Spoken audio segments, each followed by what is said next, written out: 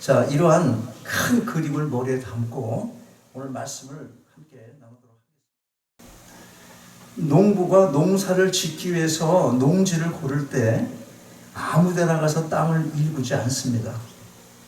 그곳의 토양이 어떤지, 주위에 해를 끼치는 동물들은 없는지, 햇볕이 잘 드는지, 비가 적게 오거나 너무 많이 올 때 대처할 수 있는 환경은 어떤지 라는 것을 고려할 것입니다. 누구나 그렇습니다. 아무 땅에나 땅이 저기 많다고 가서 거기다 일구고 파서 심겠냐고요. 자, 요 생각을 하시고 1절 말씀을 다시 한번 읽겠습니다. 1절 말씀 같이 한번 읽어요. 시작. 내가 나의 사랑하는 자를 위하여 노래할 때 나의 사랑하는 자의 포도원을 노래하리라. 나의 사랑하는 자에게 포도원이 있으며 심히 기름진 사내로다. 끄트머리 뭐라 그래? 심히 기름진 사내로다. 이 말씀 보면 하나님께서는 포도원을 만드시기 위해서 아주 기름진 산에 비옥한 지대를 찾으셨습니다. 그리고 좋은 포도를 맺기에 필요한 모든 일을 마치시고 좋은 포도가 열리기를 기대를 하셨지만 기대와는 정반대로 들포도를 맺었습니다. 그러면 기름진 땅, 좋은 곳에 포도원을 만드시고 좋은 포도 열매를 얻기 위해 하나님께서 하신 일이 어떤 것이었습니까? 2절 말씀 보면 하나님께서 무슨 일을 하셨는지를 잘 기록하고 있습니다. 2절도 다시 한번 읽겠어요. 2절 하나님께서 어떻게 그 기름진 땅을 가꿨는지 그걸 다시 한번 생각해 보자는 거예요. 2절 시작. 땅을 파서 노를 하고 극상품 포도나무를 심었었도다. 그 중에 망대를 세웠고 그 안에 술틀을 팠었도다. 좋은 포도 맺기를 바랐더니 들포도를 맺혔도다. 하나님께서 포도원을 만드시고자 선택하신 이곳이 어디입니까? 자, 하나님께서 기름진 땅을 선택했잖아요. 거기서 지금 했잖아요. 그럼 이곳이 어디입니까? 가나안 땅입니다. 가나안 땅. 하나님은 애굽에서 이스라엘 백성을 이끌어내시고 만나를 내리셔서 일용할 양식을 공급하시고 반석에서 물을 나게 하시며 낮에는 구름 기둥으로 밤에는 불 기둥으로 그 황량한 광야길을 인도해 주셨습니다. 그리고 마침내 오늘 본문에서의 포도원의 농지가 될 가나안 땅을 들어가게 하신 것입니다. 이 땅이 어떤 땅입니까? 하나님께서 이스라엘에게 주시기로 약속한 땅입니다. 신명기 31장 20절을 보면 이 땅을 젖과 꿀이 흐르는 땅이라고 기록하고 있습니다. 그러나 실제로는 이 땅이 그렇지가 않습니다. 인간이 마음대로 개간을 하거나 농사를 지을 만큼 모든 환경이 좋은 곳이 아닙니다. 포도원을 만들기 위해서 돌을 제거하는 데만도 아주 오랜 시간이 걸리고 그런 돌을 제거하는 일 자체도 절대로 만만한 일이 아닌 것입니다. 지금 뭘 말씀드려요? 포도나무를 심어야 되잖아. 제가 포도원을 가나안 땅에다 만드니까. 그래서 그 나무를 심기 위해서 그 땅을 고르는 그걸 말씀하고 있는 거예요. 누가 하셨어요? 이거를 하나님께서 하신 거예요. 하나님께서. 다른 생각하면 안 돼요. 지금 포도원 만드는 거예요. 실제로 포도원.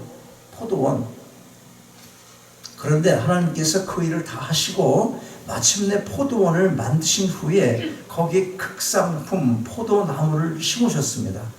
그냥 포도나무만 심어 놓은 게 아닙니다. 애부로부터 해를 당하지 않도록 밖에서부터 여러 해를 끼치는 짐승들 또 사람들로부터 어떤 도적질을 당하거나 쳐들어와서 또 어렵게 만드는 그런 걸 다 이렇게 보호하기 위해서 망대까지 치면서 애부로부터 해를 당하지 않도록 망대를 세워서 지켜주신 것입니다.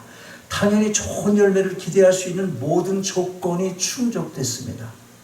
이제 하나님은 큰 기대와 함께 술틀을 만들고 술틀이 뭐겠어요? 포도 열매가 나면 이제 그걸 뭐해? 포도주를 만들어야 되잖아요. 그 술틀이라는 게 그겁니다. 그 만드는 기계. 그 술틀을 파고 결실을 준비하셨어요. 그런데 들포들을 맺은 것입니다. 먹을 수 없는 포도입니다. 아주 신맛이 나거나 썩은 냄새가 나는 등 도저히 먹을 수 없는 그런 포도를 맺은 겁니다. 원어상의 의미는 아주 악취가 나는 그런 포도를 말하는 것입니다. 우리도 시장에서 마켓에서 포도 이렇게 사서 보면 한두 개씩 이렇게 먹어보면 쓰고 아주 못 먹을 그런 게 달려있는 게 있잖아요. 그런 거 같은 거예요. 최상품의 포도나무를 가장 비옥한 땅에 심고 할 수 있는 최선의 노력을 다한 농부가 최상품의 포도 열매를 맺기를 기대하는 것은 너무도 당연한 것입니다. 그런데 그런 기대와는 정반대로 들포도를 맺은 것입니다. 그렇다면 그 실망감이 어떻겠습니까? 우리 남자 집사님들 우리 교회 옆에 건물에 땅을 일구어서 씨를 뿌리고 거름도 주고 때마다 물도 주고 하면서 온 정성을 다해 돌보고 있어요. 그런데 만약에 제때에 열매를 맺지 못하거나 열매를 맺긴 맺었는데 아예 먹을 수 없는 열매를 맺는다면 그럼 기분이 어떻겠습니까? 도집사가 대답을 한번 해봐요. 그 기분이 어떻겠어요? 맥이 많이 풀릴 것 같습니다. 뭐라고 그랬어요? 맥이 많이 풀릴 것 같아요. 하나님도 맥이 많이 풀리셨습니다. 물론 사람이야 나름대로 하느라고 해도 잘못할 경우가 있을 것입니다.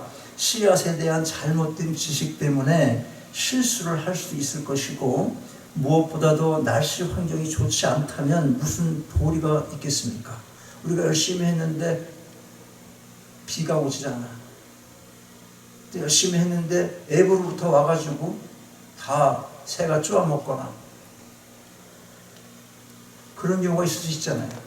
사람이니까. 사람이 할 때 그런 거예요. 이 땅에서 우리가 농지를 가꾸고 포도원을 만들어서 할 때는 그런 여러 가지 예상치 않았던 자연재해로부터 피해를 볼 수가 있습니다. 당연히 그럼 들포도밖에 못 맺겠죠.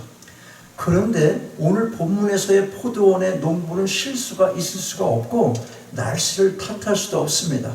왜 그렇습니까? 하나님이 농부이신데 무슨 실수가 있고 날씨가 나쁠 수가 있겠습니까? 그러면 이 비유가 뭘 의미하는 것입니까?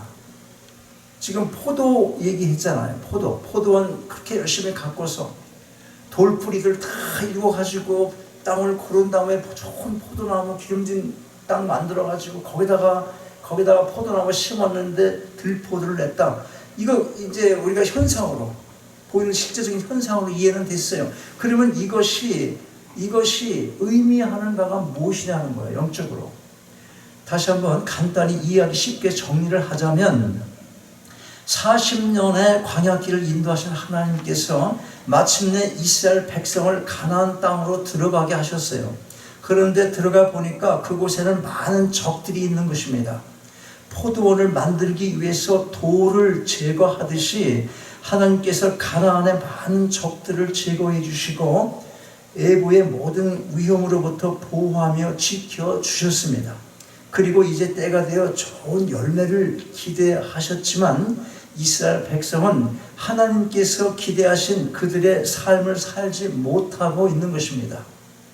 그들의 그러한 합당치 못한 삶을 가리켜서 오늘 본문은 들포들을 맺었다고 표현을 하고 있는 것입니다. 자, 이제 하나님께서 어떤 행동을 취하셨습니까? 들포들을 맺은 그 이스라엘 백성에게 어떤 행동을 취하십니까? 좋은 열매를 맺을 수 있는 조건에 필요한 모든 것을 다 하셨음에도 불구하고 먹지 못할 들포들을 맺었으니 이제 그 이유에 대하여 판단해 보자고 하는 거예요. 하나님께서 이제 너희들이 이런 포도를 맺었으니 이런 열매를 맺었으니 너희들이 엉터리로 살았으니 자 누구에게 그 책임이 있느냐 그걸 따져보자고 하는 것입니다. 3절 말씀 보겠어요. 3절 예루살렘 거민과 유다 사람들아 이제 나와 내 포도원 사이에 판단하라. 나와 포도원 사이에 판단하라. 나와 포도원이 누구야? 포도원 이스라엘 백성이거든. 그러니까 나와 너희들 간의 문제를 따져보자. 그 말씀을 하신 겁니다. 그리고 계속해서 이렇게 말씀하세요. 4절이죠. 4절 봅니다. 내가 내 포도원을 위하여 행한 것 외에 무엇을 더 할 것이 있었으랴. 내가 좋은 포도 맺기를 기다렸거늘 들포도를 맺히면 어찌민고. 무슨 말인가 하면 하나님께서 애굽에서 종살이를 하던 이스라엘 백성을 끌어내셔서 지금까지 극진하게 돌보시고 그들이 맺어야 할 최상의 열매, 곧 순종의 열매를 기대를 하셨는데, 그런 기대와는 정반대로 그들이 불순종의 열매를 맺었으니 그걸 따져보자고 하시는 것입니다. 누가 잘못했느냐? 그겁니다. 내가 너희들한테 못한 게 무엇이냐? 한번 따져보자. 그렇게 말씀하신 거예요. 위에서 잠깐 언급한 대로 가나안 땅은 척박한 땅입니다. 그럼에도 불구하고 이 땅을 젖과 꿀이 흐르는 땅이라고 하는 데는 그만한 이유가 있습니다. 흔히 그러잖아. 우리가 가나안 땅, 젖과 꿀이 흐르는 땅 그렇게 말하잖아. 그런데 우리가 척박한 줄 알고 있는데 왜 이런 말을 할 수 있느냐? 왜? 그 이유가 뭐냐면 비만 오면 땅이 옥토로 변한다는 것입니다. 비만 오면 땅이 옥토로 변하는 거예요. 그래서 적당한 때에 하나님께서 이른 비와 늦은 비를 내려주시는데 단 한 가지 조건이 있어요. 그 조건이 바로 순종인 것입니다. 우리가 이 땅을 살아갈 때 우리가 우리의 힘으로 해서 안 되는 일이 너무나 많이 있는 것입니다. 여러분의 삶을 살아갈 때 마음대로 되는 게 있습니까? 여러분이 지금에 있는 신분에 맞게, 그 위치에 맞게 그렇게 계획을 하고 하나님께 기도해서 지금 여러분들이 가지고 있는 모든 환경이 이루어진 거예요? 여러분들이 계획을 해서? 아니잖아. 지금의 환경보다, 지금의 여러분의 모습보다 더 많은 이상과 비전을 가지고 나는 이렇게 살아야지 했던 그런 꿈이 있었음에도 불구하고 여러분들은 지금의 이 위치를 벗어나지 못하고 있는 겁니다. 굉장히 중요한 얘기예요. 그게 왜 그랬습니까? 우리가 불순종의 역사, 사탄이 지배하는 세상 속에 우리가 살아왔던 지난 과거의 삶이 그 결과가 지금의 우리의 모습인 거거든. 그런데 그게 다 하나님의 역사 속에서 이루어져 가고 있는 것이에요. 자, 불순종의 열매를 맺었다. 이게 굉장히 중요합니다. 이스라엘 땅이 아무리 척박해도 이른 비 내려주시고 늦은 비 내려주시면 곡식이 잘 되는 땅이다. 그렇기 때문에 젖과 꿀이 흐르는 땅이다. 그렇게 부를 수가 있는데 이른 비와 늦은 비를 내려주시는 은혜의 비, 그래서 은혜의 비라고 그러는데 그 비, 그거를 제때 꼭 그렇게 하나님께서 내려주시기 위해서는 하나님이 내려주도록 우리가 해야 될 일이 있다는 겁니다. 그것이 뭐라고? 다시 말하지만 순종이라는 거예요. 이 땅의 삶도 마찬가지입니다. 광야에서의 삶도 그렇지만 가나안에 들어와서도 그들에게 정말 필요한 것이 순종이었던 것입니다. 그런데 이스라엘 백성들 무슨 변명을 할 수 있겠습니까? 사람이야 아무리 잘한다고 해도 늘 모자랄 수 있으니 사람에게서는 이런저런 변명거리를 찾을 수도 있을 것입니다. 그런데 하나님께서 돌보셨어요. 그 어떤 것도 모자람이 없습니다. 그럼에도 불구하고 은혜를 저버린 들포도의 열매, 곧 패역의 열매인 불순종의 열매를 맺은 것입니다. 그러면 순종함으로 맺어야 할 열매, 곧 하나님께서 이스라엘 백성에게 기대하신 삶의 열매가 무엇이겠습니까? 순종하라. 그럼 순종 안 했어. 불순종을 했어. 그러면 그게 뭐냐 이거요. 뭘 불순종했느냐 그것입니다. 7절 말씀 보겠습니다. 7절 같이 읽겠습니다. 7절 시작.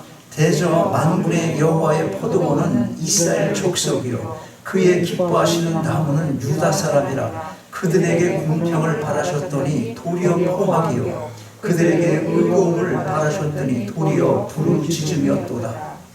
하나님께서 원하시는 열매, 그 열매가 무엇인지 여기 중반절 이유를 보면 알 수가 있습니다. 그들에게 공평을 바라셨고 또 하나는 그들에게 의로움을 바라셨습니다. 공평과 의로움, 이것이 하나님께서 이스라엘 백성에게 기대하셨던 순종의 열매, 삶의 열매였던 것입니다. 그런데 그들의 지도자들은 포악하여 불공평한 재판을 했고, 그것이 억울해서 백성들은 큰 소리로 외치며 호소를 하는 그런 형국이 되고 만 것입니다.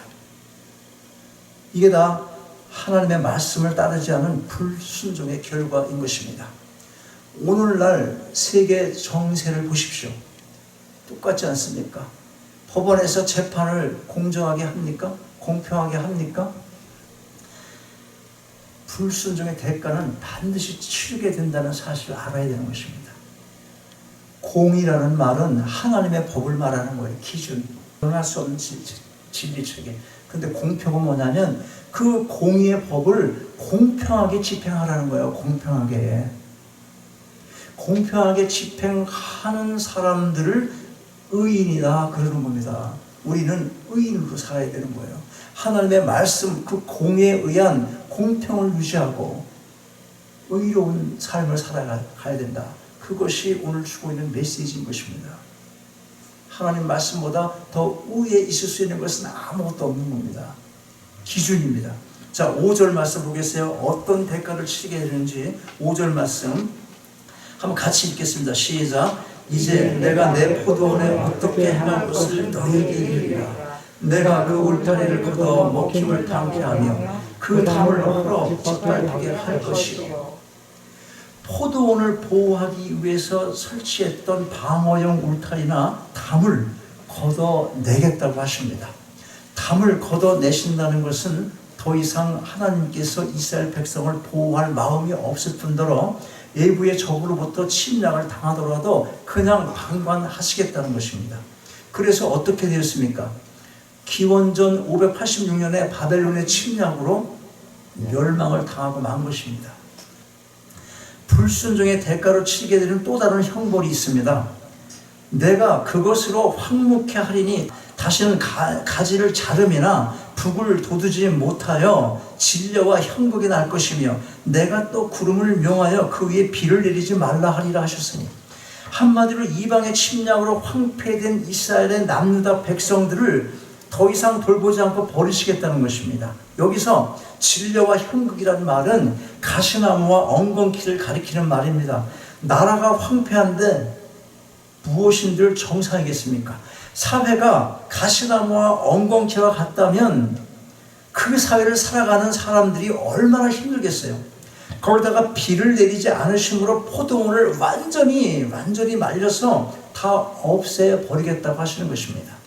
성경에서 비는 하나님의 은혜를 상징합니다. 그러므로 비를 내리지 않으시겠다는 것은 결국 은혜를 거두시겠다는 거예요. 남유다에게 남은 것. 그렇다면 우리는 어떻습니까? 교회는 물론이고 여러분의 가정과 개개인의 삶을 안전하게 살아가고 있는 것, 우리의 능력 때문이 아니라 오직 하나님의 은혜인 것입니다. 이 은혜를 잊지 않는 삶, 그 삶이란 바로 순종의 삶인 것입니다. 오늘 하나님께서 바라시는 삶, 공평과 의로움을 나타내는 삶, 그것은 오직 하나님의 말씀에 순종함으로써만 이루어질 수 있는 삶의 열매이며 방식인 것입니다. 제사보다 순종이 낫다는 말씀 기억하세요? 사무엘상 15장 22절 보면 이렇게 기록하고 있습니다. 사무엘이 이르되 여호와께서 번제와 다른 제사를 그의 목소리를 청종하는 것을 좋아하심같이 좋아하시겠나이까? 순종이 제사보다 낫고 듣는 것이 수장의 기름보다 나으니, 하나님께서 우리가 함께 모여 드리는 예배를 기뻐하지 않으신다는 말씀이 아니라 형식적으로 드리는 예배를 받지 않으시겠다는 것입니다. 그러면 형식적인 예배가 어떤 예배입니까? 세상 속의 삶은 예배에서 받은 하나님의 말씀대로 살지 않으면서 그저 정해진 때에 습관적으로 기계적으로 의식적인 예배를 행한다면 그게 형식적인 예배이고 하나님께서는 그런 예배를 받지 않으시겠다는 것입니다. 여러분, 지금까지 지켜주신 하나님의 은혜를 기억하시기 바랍니다. 그리하여 은혜 입은 자의 삶, 곧 말씀에 의지한 순종의 삶을 살아가며 그 삶을 통한 공평과 의로움의 열매를 맺음으로 인하여 하나님을 기쁘시게 하시고 모든 세상을 밝히는 빛된 삶을 살아가게 되시기를 주님의 이름으로 축원합니다. 아버지 하나님, 주신 말씀 감사함으로 마음에 담습니다. 하나님의 백성된 신분으로 결코 잊지 말아야 할 참으로 은혜를 입었지만 너무도 자주 은혜를 잊고 살 때가 많음을 고백합니다. 유다 백성이 맺었던 들포들을 맺지 않기 원합니다. 늘 베푸신 은혜를 기억하게 하시고 순종의 삶을 통하여 하나님께서 기쁘게 받으실 만한 삶의 열매를 맺게 하옵소서. 그래야 점점 더 어두워가는 이 제약된 세상에 빛으로 살아가게 하시고 그 빛을 통하여 하나님의 영광이 더 높이 드러나게 하옵소서. 주 예수 그리스도의 이름으로 기도하옵나이다. 아멘. 일어나셔서 말씀하시겠습니다.